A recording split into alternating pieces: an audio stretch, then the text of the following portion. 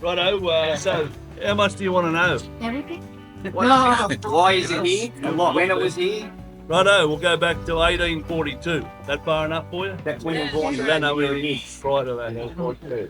1842, a gentleman by the name of William Pomeroy Green. He was a war veteran living in the county of Louth in Ireland, an Englishman, and it was suggested because of his ill health that he should find a warmer climate. So he chartered a ship called the Sarah, and he took with him his family members, which was at the time 6 sons and a daughter, a wife of course, 2 house cows, 3 gaming horses, a house packed up in sections, so a fairly large ship, sailed out to Port Phillip and eventually drew a block of land, because being a war veteran you could draw a block of land in those days. He obviously sold it a quid. Yeah, he might have an odd dollar. Yeah. But so he set up home on a place called Woodlands, which is still there today, just north of the airport, run by the Victorian Trust and the Victorian Racing Association, where they retire the old racehorses. That house is there, and they've got little parts cut out of it so you can see the section numbers, etc. on it. So one son, George Henry Green, he was 4 at the time he arrived in Australia. He's educated in Melbourne, of course, and one of the first students to go through Melbourne University. He studied arts, so obviously he wasn't quite sure what he wanted to do. But he had a great interest in the land, and he purchased land through northern Victoria, southern New South Wales, developed it, sold it, but with the great demand at the time, and prior to them getting there for wheat in Australia, he had a great interest in growing wheat. He married in 1860. In 1865, sold all the land interests that he had. That happens a bit, but that's not the reason he sold it.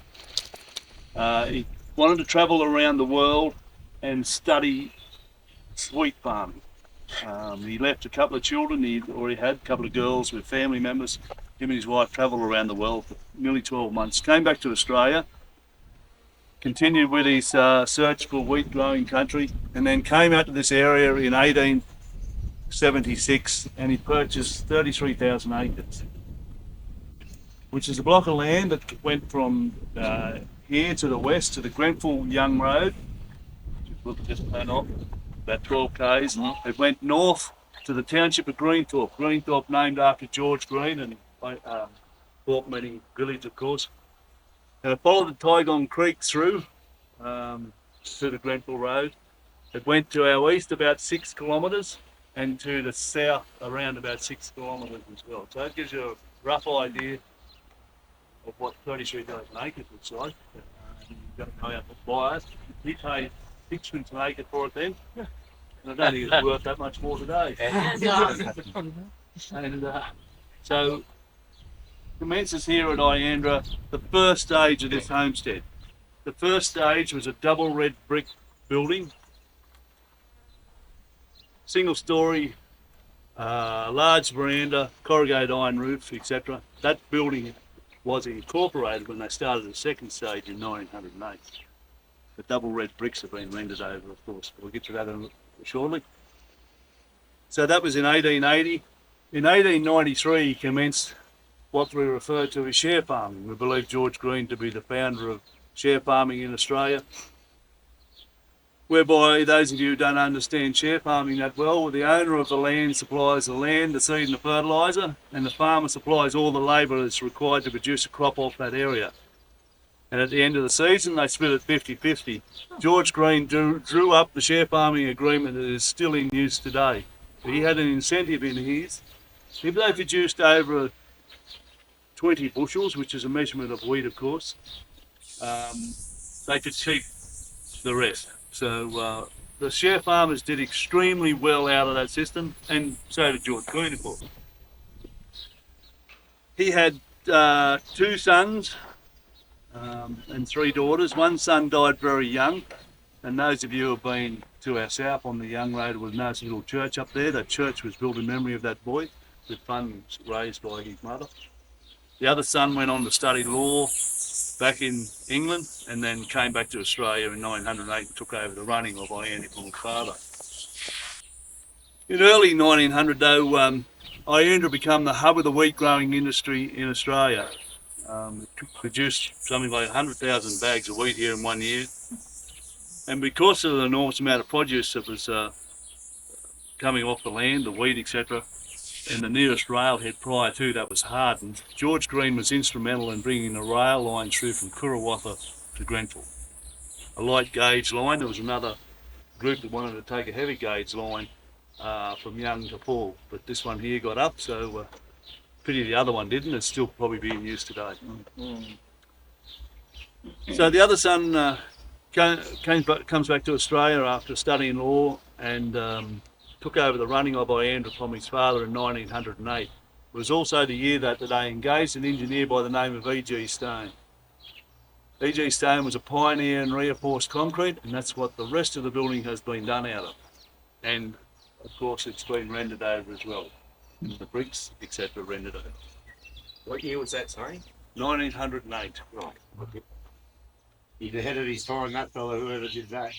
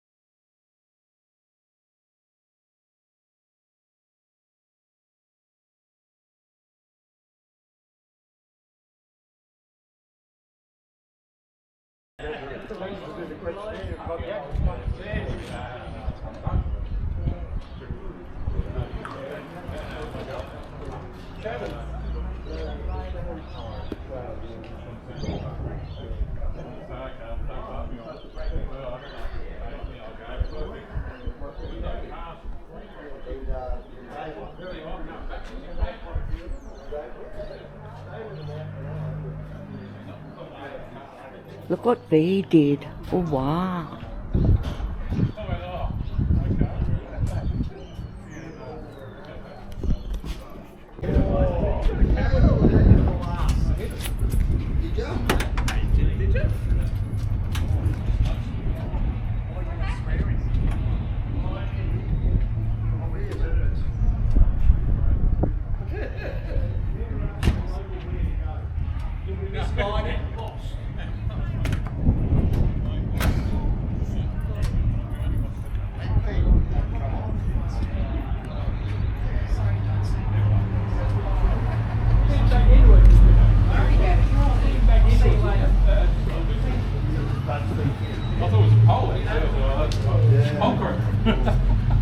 You hit it, Pete.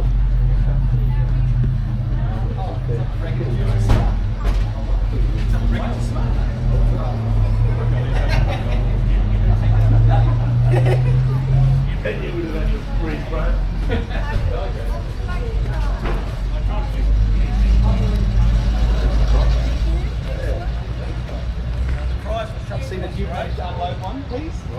I see that you take it easy.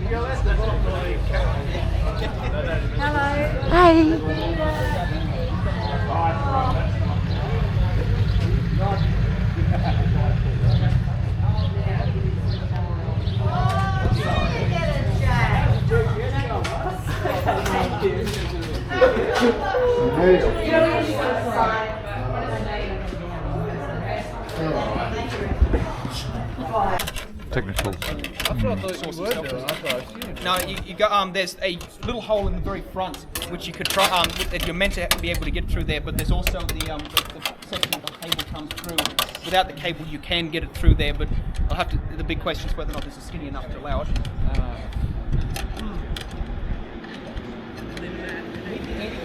On today's technical forum, how to open a bonnet in a P76. Julian's got a long coat hanger. Why?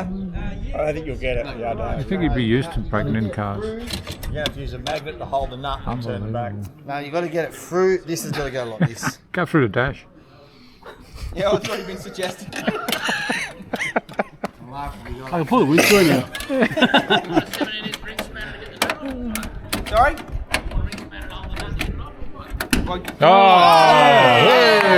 Hey, I got that on film. I'll do it in fucking 5 seconds. What the hell's this doing here? Hey, Julian. That piece in there, and you're all Yeah. good. Hey, Jules. Take that off. That's So the what Jules. happened to the cable? Did it break or did it just slip? Hey, Jules. it's slipped. He's locked himself in. Yeah, You want to push it through? get out of the way.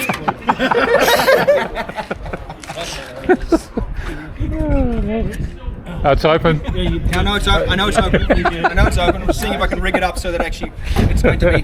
Hey, who's shouting? Why not just put the cable back in and tighten it up? It's still trying to open it. They don't even realise it's open. I see we've pushed it through. It's relatively easy. They're not the brightest, but you know. Shut that bonnet and see if you can get it open again. Yeah, you know how to do Not it to be now. live. That was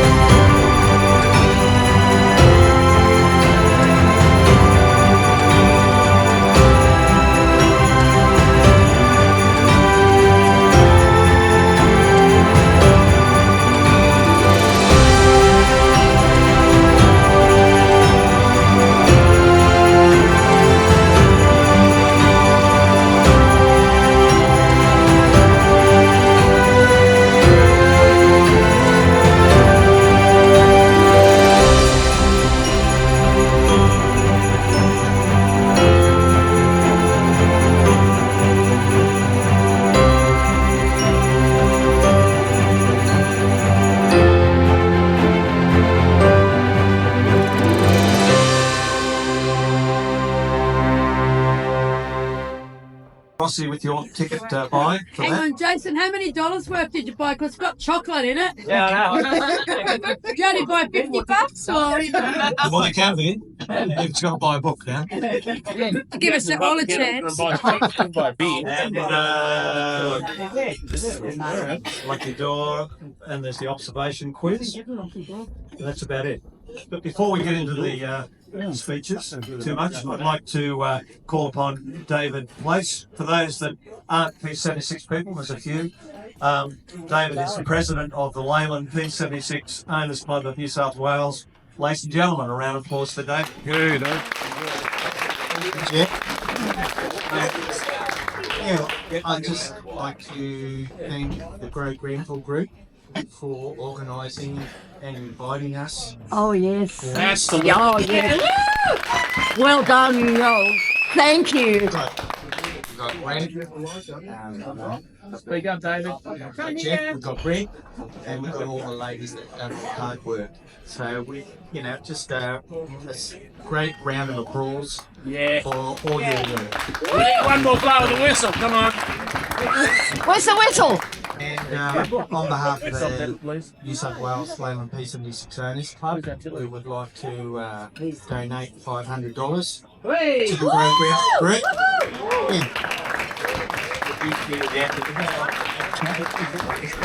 And that will go towards your cause of illuminating the main street and help promote Grenfell as a tourist destination.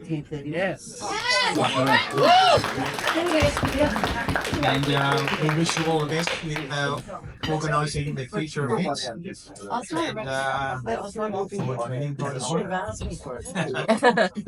thank you very much. Thank you. Thank you, guys. Thank you, David.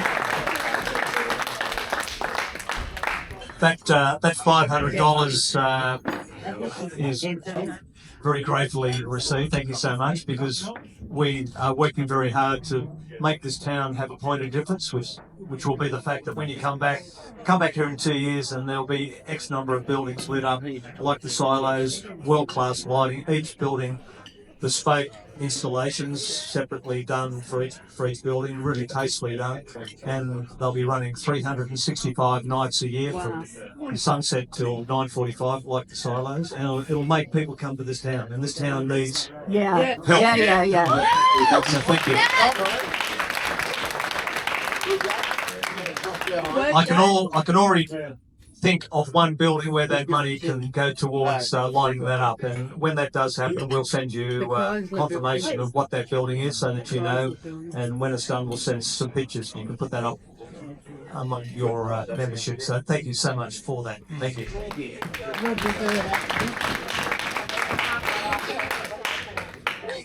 Just a few thank yous. I think first and foremost we need to thank the ladies who did the table job today. Let's say, Oh, hell yeah. Sandra, Hell yeah. Susie, Trish, Oh, yeah. Judy, Jill, Caroline. Thank you, ladies. Thank you so much. Girl power. They weren't on the ball, I was just out on a couple of cars. And it's like any event that you do for the first time, like you sort of learn as you go, right? And this is the first one that we've run, and we'll get better, and we'll have a little sort of gathering over red wine and some beers at some stage to have a debrief, as you should do, and we'll work out how we can run this event better. And certainly any advice and comments will be ignored from anyone else. It's already better than most observation runs we've done. It's already better than those. Yeah, good job. It was great. Good job.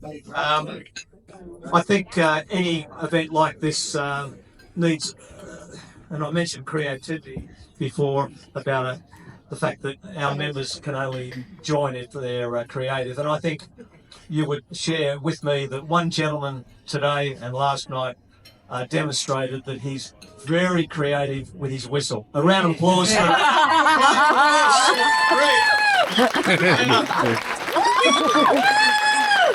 I had a whistle. I'm bringing my French whistle next time. Can I buy a whistle? And to demonstrate just how creative he is, You thought that you were meant to turn left just after. No, Greg had it right. That was very That was very proud, right? To be fair, but in tandem, you turned great. Thank you, Greg. As a little footnote, Greg asked could he become a life member as a clerk of the course, and I said, of course. How could I say that? He's going to say never again. As long as you don't lose your whistle. Just talking about things that went well and perhaps didn't go so well. As we left, and some of you may not have seen this glorious moment of men gathering. As we left Boorowa, we realised that I was with. In fact, this gentleman here was driving my P76 out of Boorowa. Correct. Well, I drove back into town, so it's mine now, right? And we saw this car in front, looked like a P76. We couldn't tell there was smoke pouring out the back. And the car pulled up just after the main street. And about 12 P76s pulled up at the same time, and the bonnet went up, and I saw 6 men under the bonnet, and they all had their mobile phones out on YouTube, looking up how to fix a carburettor on a P76. True story. They all had their phones out, trying to work out how to fix a P76 carburettor. Anyway, I looked to my left, and this sort of, I looked to my left, and this shine of light came down. It was a guy called Daniel Schoen. Daniel said, "Out of the way, boys. Out of the way, boys. Here we go. Hero. Look out again." And honestly, he fixed this machine. It was Glen Grey. Where's Glen Grey? That way. Now, still a boring. before this man goes home, you have to buy this man a beer. I was planning on 2 or 3. Tonight, Emma. And honestly, Who else has a so car? this gentleman called Daniel Schoen. Yeah, exactly. I'll call you Schoen. Pushed 5 men aside. Yeah. And their mobile phones fell on the ground. And he fixed this P76 in about 23 seconds. A round of applause. It was spectacular. And it just shows craftsmanship comes in many forms, eh? Yeah. Thank you very much. No, thank you. All right. I think we should go to the lucky door prize, well, the raffle ticket, right? And thank you for your generosity. Thank you. So we've got this magnificent, and you saw me trying to oversell it, and it's very heavy, so it must be good.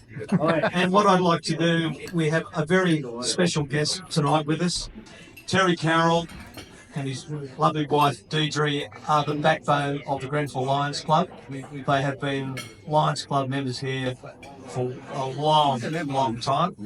And Terry's been a member of Lions probably in Grenfell, I assume, 47 years. Oh my God. This is Terry. Wow.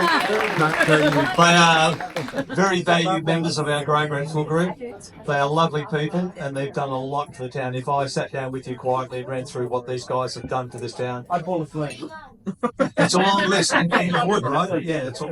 So I think it's fitting that Terry is the one that draws the prize tonight, the winning ticket. So Terry, could you be our barrel boy?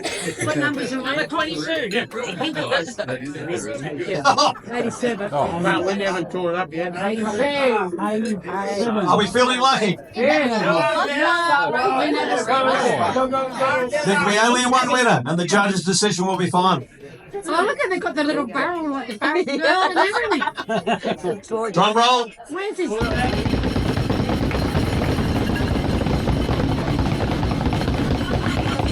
And the winner is Redraw. A. Yes. Yes. Oh, yes. All right, we're out. Two numbers after that. Oh, First one starts with a 5. Redraw. Second one is a 7. A57. Up the back. Round of applause.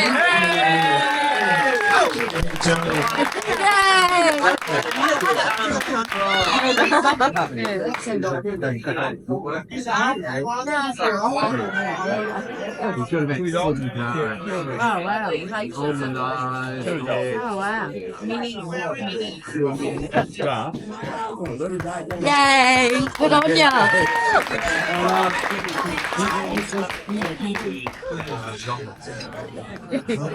That exfoliating whatever it is going to go with his gearbox, he says.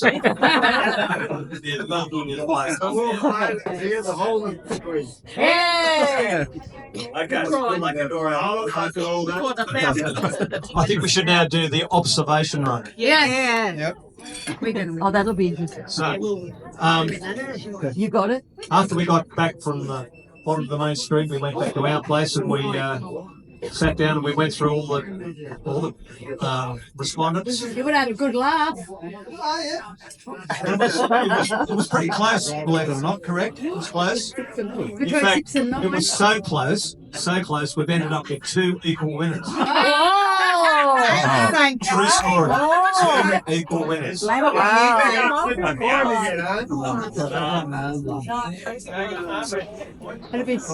be like 9 and 20. So two people, 2 individuals got 28 or 29?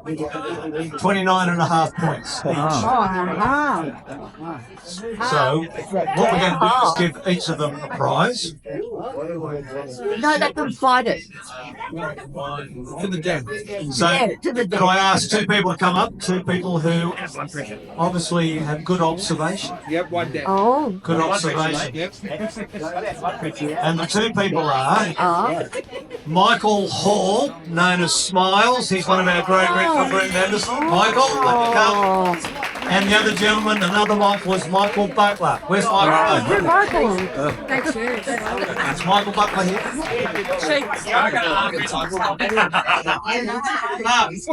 Gentlemen, come up. Our ladies will give you, so what we have for each of you is a bottle of white, a bottle of red. Give them one each, make it easy. And we also have one of these glorious P76 t-shirts for each of No kiss on the cheek.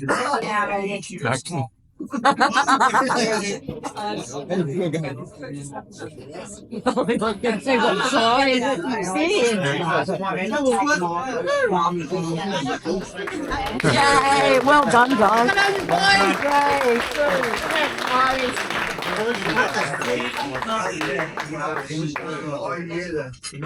All right, so we're down to the final prize of the night, $500. And before that, I'm going to call upon Judy. Judy was one of our ladies that helped today, and Judy and her husband Martin have been instrumental in making this weekend happen. Judy. Thank you. Judy. We, as officials today, were feeling a little bit out of it because we didn't get to choose a poker hand because we didn't think it was the ethical thing to do. So we had a little competition between ourselves, and we each drew a card at each venue. And I'm proud to say that the winner was Michelle Parker, and she receives a Freddo Frog.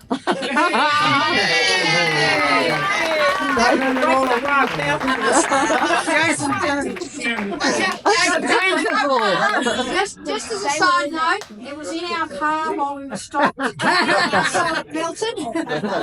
So it's been in the fridge now, and he's reformed. What it's going to look like when it comes out of the store. But congratulations.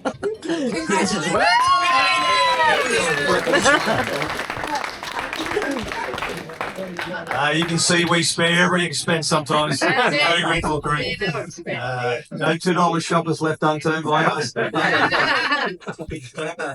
right, $500. That's a lot of money, right? It's a lot of money. And that's the only reason why you'll come all this way to pay $500. I didn't even know what had. Cost $500 to you. Actually, there's. So you might think we'll give you a cash or a voucher or something. No, there's actually cash. Cash. Careful It's a leaving very tonight. thing. Everyone's I know, what's going that? I don't know what that is. transfer the money electronically to the it's cash. Could have bought. You should have given him a voucher to one of the other shops in town. And then spent $300 and got a $500 voucher. All right. There can be only one winner. They can be only one. I'm actually going to do one other thing. I'm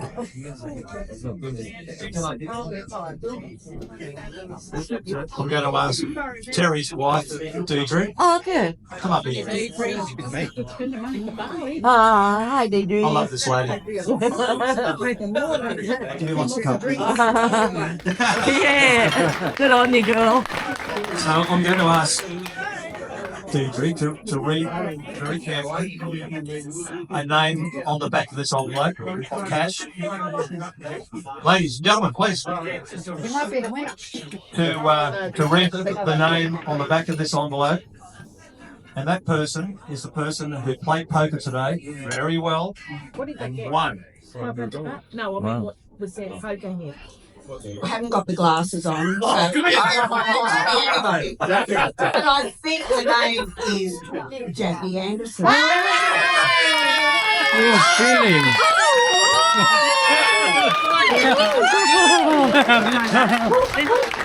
Wow. Oh, There is proof. What did she get? What did she get? What Wow. did she get? Oh, no, you can read. what cards? She got I think I thought about it too. a 10 of hearts. Okay. No, hang on. An 8 of diamonds, a 9 of spades, an 8 of diamonds, a 10 of hearts, 2 pairs of 10s, and a pair of 8s. That's all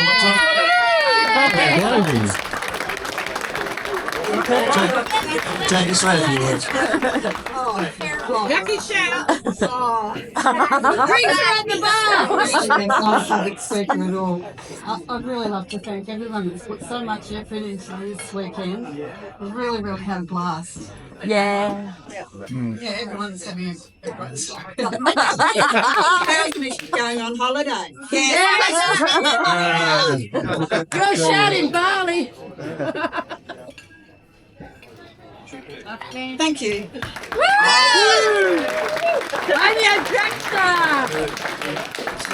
And just a final bit of housekeeping. Tomorrow morning, there'll be a gathering at the Young Wine Cafe. Some of you may have already seen it. It's up this end of town. Where we were today. Okay. Yeah. And from breakfast, if you want to have breakfast or coffee, they make nice coffee, great breakfast, from 8 o'clock through to 10 o'clock. And then at 10 a.m. you'll hear this thing called a whistle. And young Greg here will organise you into your cars. And Greg, how far is Iandra Castle roughly? It's about 30-minute drive. It's only about 30k. And we're going out the way that we went today towards Young. And you may. Yes. And at the top of the hill, there's a sign saying Iandra Castle. You go down there. Oh, I've never been. You're right. I've lived here for 4 years. I've never been there. I'm really looking forward to seeing it. It's a magnificent, large building. And out the back, they've got stables, and everyone raves about it. We've organised some tea and coffee and some biscuits, which we're taking out, so there'll be cups of tea and coffee.